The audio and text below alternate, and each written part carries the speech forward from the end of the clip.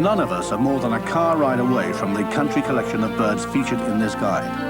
A little research will usually reveal reservoirs, rivers and lakes, bird reserves, or simply wooded countryside not too far from home. Some of the 24 species featured can be seen from the car window: the kestrel hunting the motorway verge, the rookery near the village church, the lapwing on the ploughed field.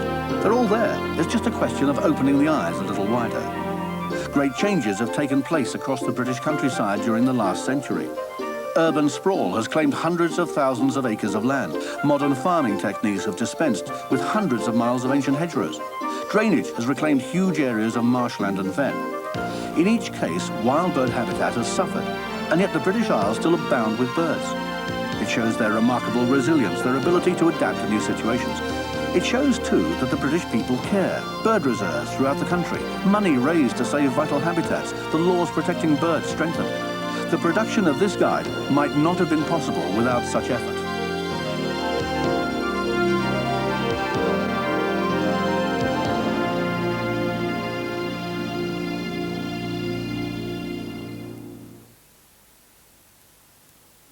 These are the 24 species in the guide.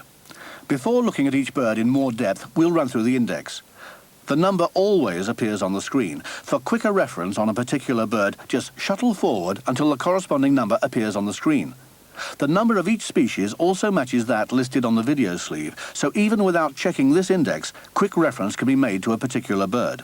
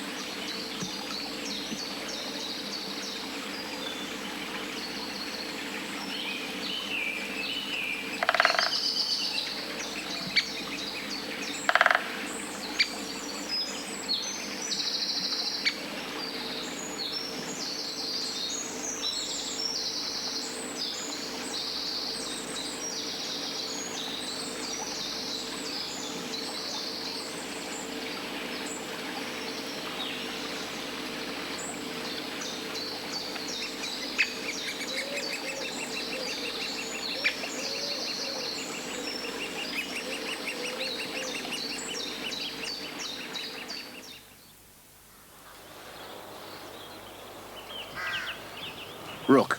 It would be difficult to imagine the countryside without sight or sound of rooks, either in their windswept treetop nesting colonies or on the open fields of lowland farmland. The main task of the bird watcher is to try and separate them from similar carrion crows. Often, a good clue is the number of birds present. This rubbish tip is a good example. It's unlikely that so many carrion crows would be seen together. For rooks, on the other hand, quarrelsome, gregarious and pushy as they are, the situation is perfect. The adult rook has no feathers on the face and chin, leaving a pale grey patch which immediately separates them from other crows. Juveniles as well as adults have half-legging made up from extended thigh feathers, which again is a good identification point. Although at a distance the rook is black, closer study shows a purplish sheen to the feathers. They feed on a variety of seeds and vegetation, but will readily take slugs, snails, leather jackets and wireworm, and, as we've already seen, human refuse, if convenient, also provides part of the daily diet. Rooks are with us all the year round, with numbers estimated at around 3 million birds.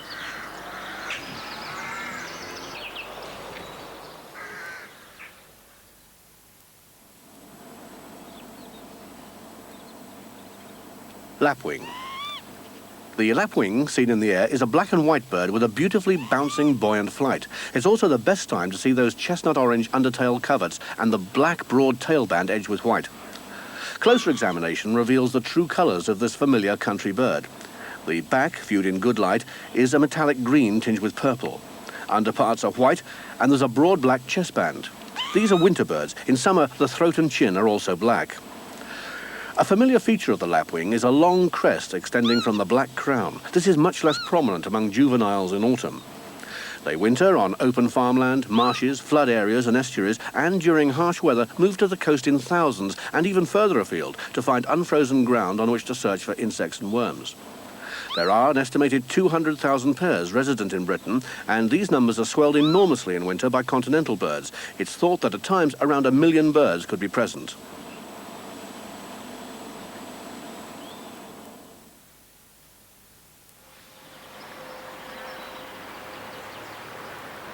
Wood pigeon. Quite a beautiful dove, the wood pigeon, but also regarded as a pest in rural areas. It's the most common and largest of the British doves. Among the wood pigeon's favourite foods are cereals, brassicas, peas, fruits and seeds, and if one considers that their presence in Britain is estimated in millions of pairs, the reason for their constant persecution by growers becomes more clear. Although they spend much of their time feeding on the ground, they roost and nest in trees, and they don't simply leave a tree when danger threatens, they explode from it with a great clattering of wings. They appear rather heavy birds on the ground, but they're powerful and fast in the air. At a distance they appear generally grey, but closer examination shows quite a variety of colour. The back is pale grey-brown, the head, back and black-tipped tail grey. The breast is a delicate pink, and there's a white neck mark on adult birds edged with green and pink. Town birds are much more approachable than the ever-harassed country type, so watch out for them too, in towns, parks and gardens.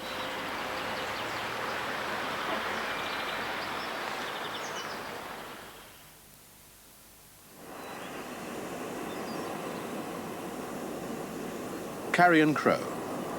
The carrion crow is a British resident content to earn a living in literally any type of habitat. They can be found singly, in pairs, or in small groups along coastal cliffs, beaches and estuaries, on agricultural land, dense woodlands, mountain regions, towns, parks and city centres. The carrion crow is an all-black bird from the tip of its bill to the powerful feet. Unlike the rook, there's no bare area on the face, and the flight is rather ponderous compared with both rook and jackdaw. Male and female are alike. On the ground, the carrion crow has a decidedly swaggering walk. The food of the carrion crow is as varied as its habitat. In coastal areas, it will take shellfish, fish offal, and in the breeding season, the eggs of cliff-nesting birds and their young. Inland, seeds, berries, mammals, reptiles, acorns, worms, and insects all play a part in the diet. There's an estimated 1 million pairs in Britain, found in all regions apart from Ireland and northwest Scotland, where the grey and black-hooded species replaces the all-black carrion crows.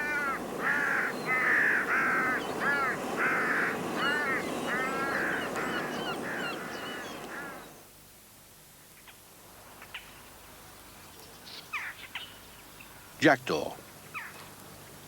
Although jackdaws have been placed in the country bird list, largely because of their tendency to congregate with rooks in open farmland, they could be termed a cosmopolitan species because both nest sites and habitat are so varied. They choose a hole or crevice in which to nest, and this could be in sea or quarry cliffs, rabbit holes, church towers, castle battlements, hollow trees, or even chimney pots in a town centre. The jackdaw is an intelligent, sociable bird whose ash-grey ear coverts and nape, rather sharp-pointed bill and fast wing beats distinguish it easily from other black crows. The jackdaw is widespread in Britain with the exception of the islands, hills and mountains of northwest Scotland. Nest material consists mainly of sticks, with the central cup lined with grasses, wool and hair. Both birds contribute to nest construction, and the site, usually in close proximity to other jackdaw nests, is often used for many years by the same birds.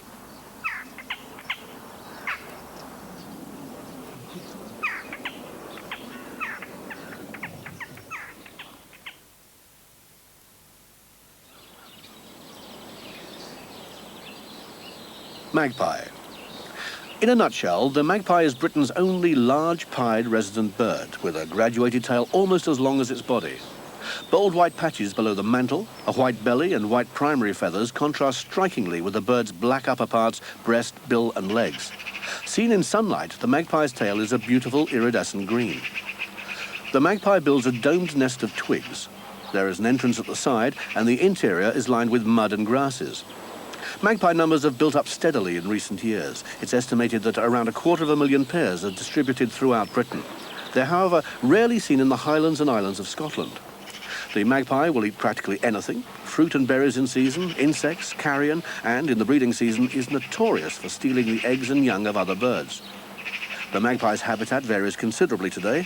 Farmland, woodlands, hedgerows, suburban gardens and town centres are all good areas for seeing this high-strutting species.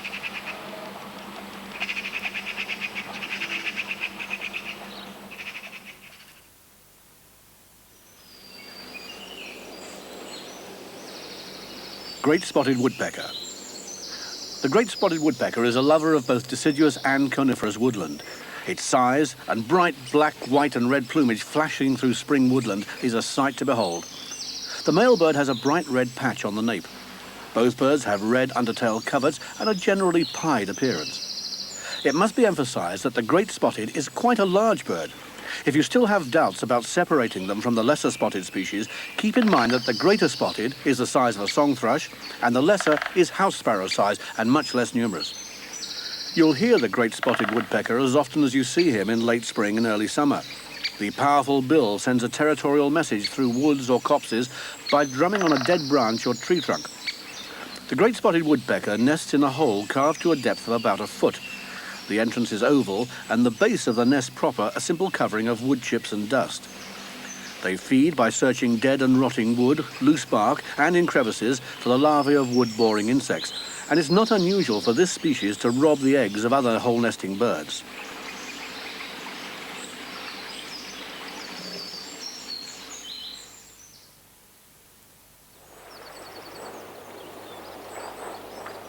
Kestrel. The kestrel is the most common bird of prey in Britain. Estimated numbers suggest a figure in excess of 100,000 pairs, with habitat ranging from city centres to mountain regions. They hunt by hovering and pouncing on their prey, usually small mammals, insects, and occasionally small birds. House sparrows in particular are favoured by urban kestrels. Favourite nest sites include disused nests of other birds, crows in particular, hollows in cliffs, quarries and old buildings. A single brood is reared each year. The female kestrel is pale browns and buff, heavily streaked above and below with black. The tail, when fanned, shows strong barring terminating in a thick black band. The male is more colourful. A grey tail, again with a black band near the tip, and a grey head. The back and wings are a rusty chestnut marked with black spots.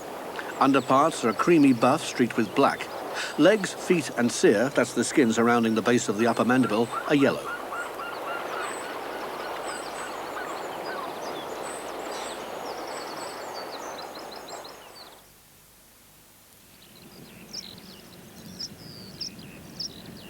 Meadow pipit. Meadow pipits are among the most numerous of the British pipits. There are several million pairs, in fact. Members of the wagtail family, they can be found throughout Britain in a wide variety of habitats, ranging from mountainside to moorland, sand dunes to heathland. Their numbers and habitat make them prey to merlin, kestrel and hen harrier, and they frequently become hard-working hosts to young cuckoos. In winter, many enjoy a coastal habitat, following perhaps the success of their cousin the rock pipit by feeding among the piles of rotting seaweed driven ashore on spring tides. In colour, the meadow pipit is a rather unpretentious bird. An olive-brown back, tail and head, greyish-yellow breast streaked with black, outer tail feathers white, there's a black moustachial streak and a pale supercilium, that's the stripe above the eye. The legs are flesh-coloured rather than pink, and like all pipits, they walk rather than hop. Some British meadow pipits move south to France and Spain in autumn, but many remain feeding on pastures and coasts. One could describe the meadow pipit as a ground-dwelling bird because so much of its time is spent there, searching for spiders, insects and worms.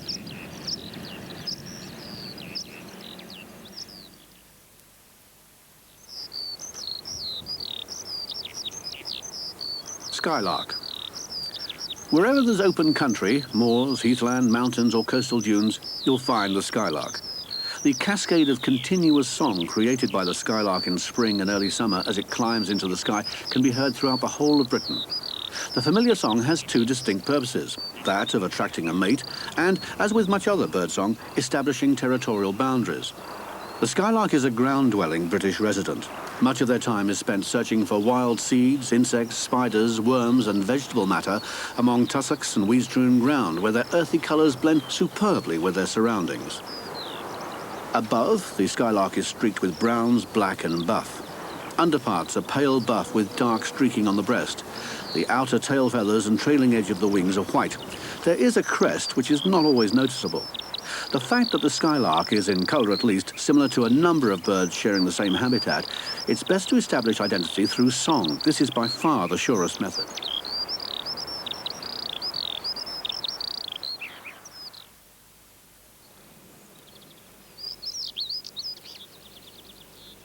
Stonechat.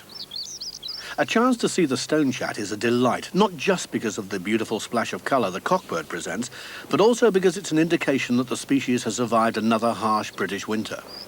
Much less widespread than in the past, this robin-sized chat is now more or less a coastal resident.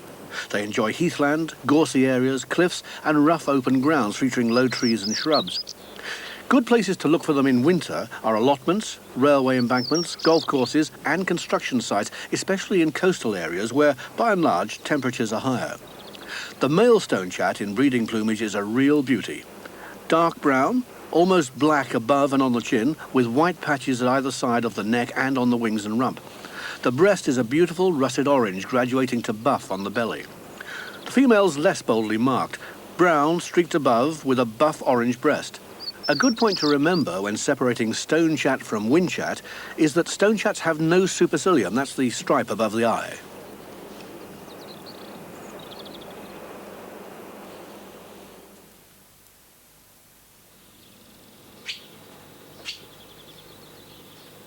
Swallow. A metallic blue-black above, a blue breastband, buffish cream underparts and a rich red forehead, chin and throat are the colours of the swallow. They're the most familiar of Britain's spring migrants. A true country bird, the swallow hunts insects over pastures, open water and marshes, in fact anywhere where insects are prolific. Swallows spend their winters in the most southerly regions of Africa. Their return, in April, is traditionally a forerunner of the British summer. They nest inside barns, outhouses, garages or anywhere where wooden beams and ledges provide a support for their nest. This is constructed from pellets of mud collected in the bill. The open cup is lined with dry grasses and feathers. Both parents feed the young, and once they've fledged, another clutch of eggs is laid. Apart from the male's rather longer outer tail feathers, male and female are alike.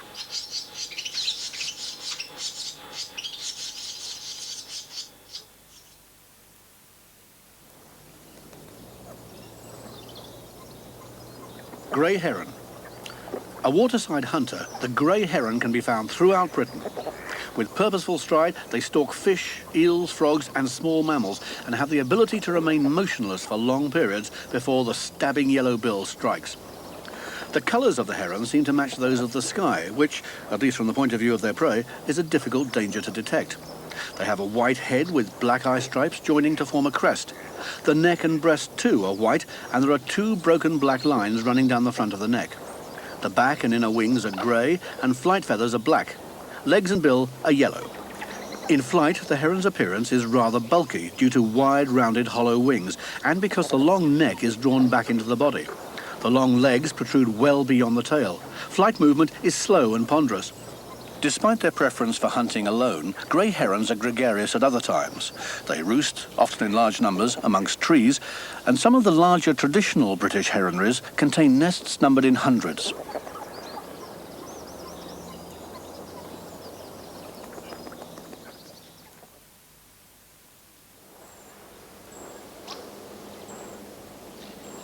Common snipe. The snipe is a bird of marshes, bogs and damp pastures.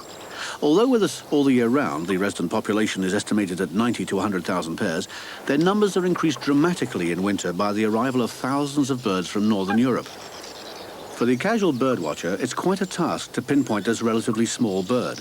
Although not much larger than the blackbird, snipe are beautifully camouflaged in their natural environment. Plus, of course, the height of the marsh grasses give them perfect cover.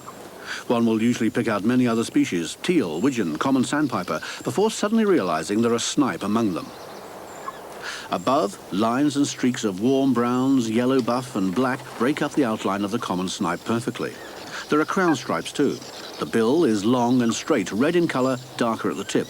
Male and female are alike. They feed by probing the soft ground for worms, earthworms in particular, and mollusks. Insects and some seeds are also included in their diet.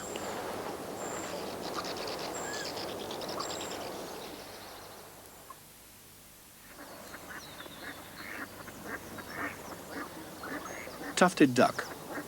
The drake tufted duck is a bold contrast of black and white. Black head, breast and back, snowy white flanks and belly. The eye is a golden yellow and there's a well-defined longish crest. The bill is a dark grey. In flight, there's a white wing bar. The female has a generally brown appearance with paler flanks. Although the crest is much less prominent than on the male, there is a tuft which shapes the head rather distinctly. The female too has a white wing bar and yellow eye. Tufted ducks enjoy a habitat of open fresh water, lakes, reservoirs, gravel pits and ponds, where their ability to dive from the surface enables them to take advantage of deep water margins. Their food consists of vegetable matter and seeds, mollusks and crustaceans. The resident population, estimated at between 6,000 and 7,000 birds, is expanded by huge immigrant numbers in winter from Russia and Scandinavia, an estimated 60,000 birds.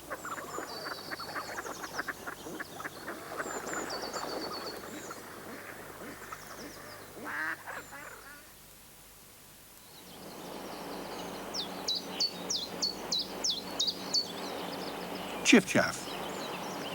The chiffchaff is so much like the willow warbler that it takes a real expert to separate the two by appearance alone. For the amateur or casual observer, recognition must come from the song. If it sounds like this, it's a chiffchaff. A burst of song like this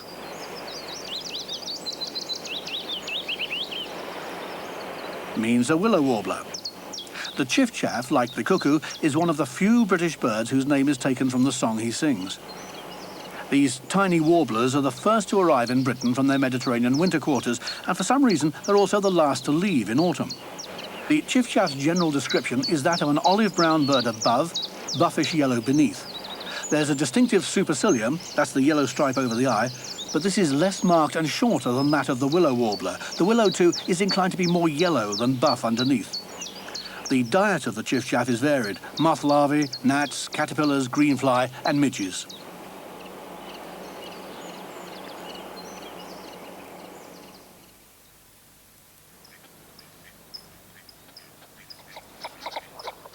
Shoveler. The shoveler derives its name from an extra-large and very specialized bill, which is enormously helpful in identifying the bird in the field. The bill is used to sift plants, insect larvae and seeds suspended in the surface waters of shallow freshwater pools, flooded areas and estuaries. The drake has a dark green head and neck which highlights a bright yellow eye. Flanks and belly are rich chestnut and the breast is white. There's a blue leading edge to the inner wing and the speculum, that's the wing patch, is green. The female too is quickly identified by the very large bill, but plumage is, like the mallard, a mixture of mottled buffs, browns and black. During the molt, from July to September, the male looks very much like the female, though generally darker in appearance. Many British birds migrate south to France and Iberia in winter, and as they move out, so immigrating birds arrive from Scandinavia and Russia to enjoy our comparatively ice-free winter.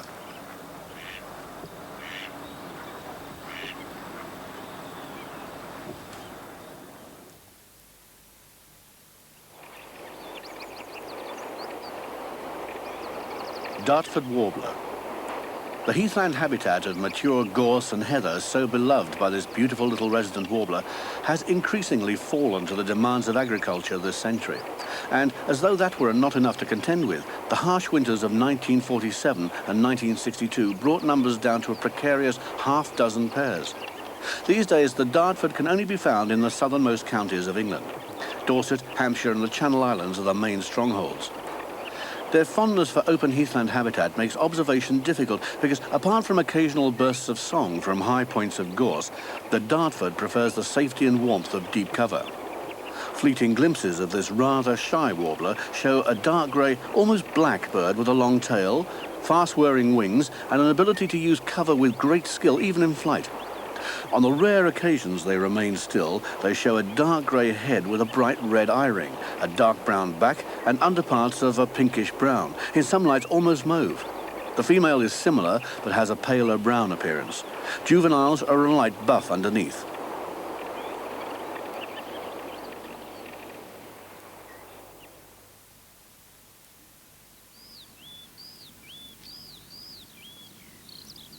Wheatear. From south of the Sahara, the wheatear is amongst the earliest of Britain's migratory arrivals. Mid-March is a good time to look for these beautifully shaped ground-feeding thrushes on the rabbit-cropped grass of coastal downs, heaths and commons. The male wheatear in breeding plumage is dove grey above, the wings are black, and there's a black stripe running from the lores through the eye and widening to the ear coverts. There's a distinctive white rump too, which extends to form a noticeable wedge in the otherwise black tail. The breast is orange buff. The legs and bill are black. The female is brown above and creamy buff below. As with the male, the rump is distinctly white with the same white wedge shaping the black tail. The name wheatear is derived from the Old Saxon, white ass. It's a pity modern-day descriptions are less succinct. It's estimated that the summer population numbers between 50 and 100,000 pairs, which, once settled, enjoy open, uncultivated land, moors, mountains and hills.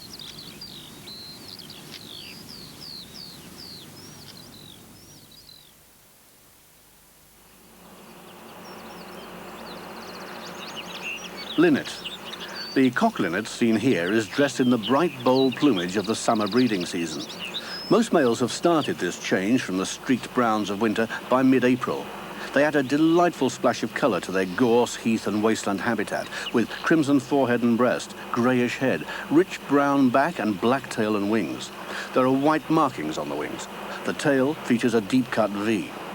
The female, as is so often the case, boasts none of these colours. In fact, her summer appearance of brown above and buff below with heavy dark streaking is a good example of how both male and female appear in winter. Although there's a movement south to wintering grounds in southern France and Spain, the linnet in general is a British resident. It's been estimated that with Scandinavian birds arriving in the autumn, Britain has a winter population numbering over 3 million birds. As can be seen from the bill structure, linnets are mainly seed eaters, although chicks are fed with caterpillars, insects and spiders.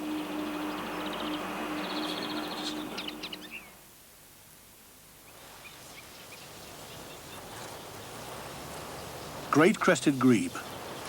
The great crested grebe is a delightful aquatic bird whose very existence was threatened by high fashion in the mid-1800s. The bird's feathers, the frills and crest in particular, were used to decorate ladies' hats. So great was the demand that by the 1860s there were only between 30 and 40 pairs left in Britain. Their recovery, and today's estimates suggest well over 11,000 birds, reflects the tremendous success of Britain's bird protection laws. The great crested grebe is seen in summer on inland waters and rivers from the lowlands of Scotland to the southern coasts of England. Apart from sheltered coastal waters, in winter they're absent from the southwest of England. They're a diving bird whose diet includes fish, mollusks, vegetable matter, crustaceans and insects. In winter, they leave the smaller inland lakes and rivers, preferring the more open habitat of reservoirs, estuaries and sheltered coastal areas. Breeding plumage is distinctive: white cheeks, foreneck and breast. Upper parts, stretching from tail to nape, are dark grey-brown. The forehead is black and there's a double-horned black crest. The face is surrounded by chestnut frills edged with black. The bill is slender, finely pointed and pinkish in colour. Both sexes are alike.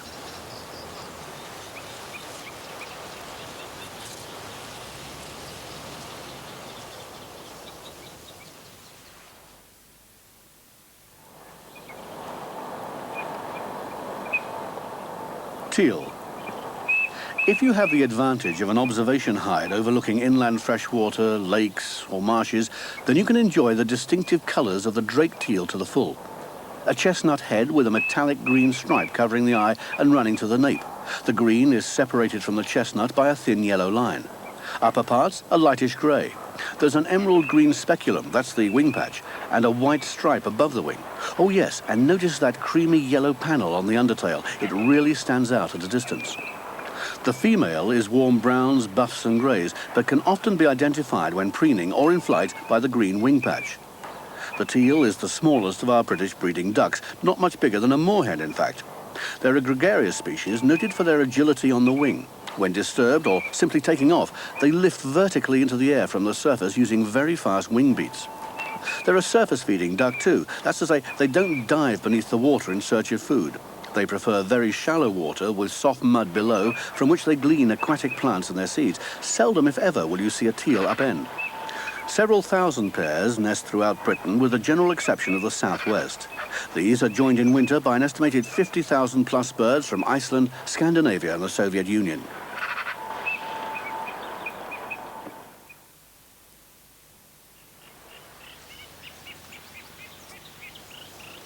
Pochard. Winter is the best time to see the pochard in Britain. Actual British breeding birds are numbered in hundreds, and most of these reside in the southeast of England. But in autumn, thousands leave Eastern Europe to winter in Britain. They enjoy shallow water as a rule, where thick reed cover is close by. Aquatic plants and seeds provide a high percentage of their diet. The pochard feeds by diving from the surface of freshwater pools, ponds and lakes, and is a powerful underwater swimmer. He's not the most well-designed bird for a life on land. As can be seen here, the legs are set well back beneath the body, but this is typical of many species which earn their livings from beneath the surface.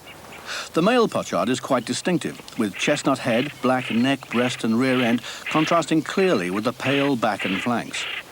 The dark bill is broken by a pale centre band, giving the impression of a black tip. The female is rather plain by comparison, a brownish-grey body with head, neck and breast a more general brown.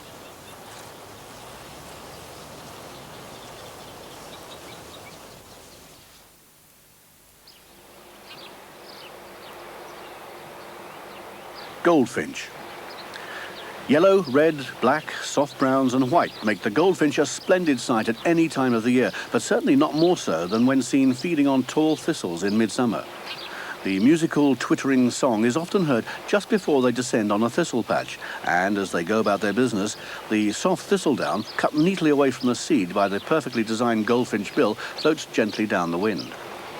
Look for the goldfinch among country hedgerows or open ground and wasteland, orchards, large gardens, and in autumn on stubble fields. Outside the breeding season, these colourful little British residents can often be seen in flocks, and the descriptive name for such parties is appropriately called a charm. Apart from the male bird having a somewhat larger red facial patch, male and female are alike, and although juveniles lack the red area when fledged, it appears at about 2 months.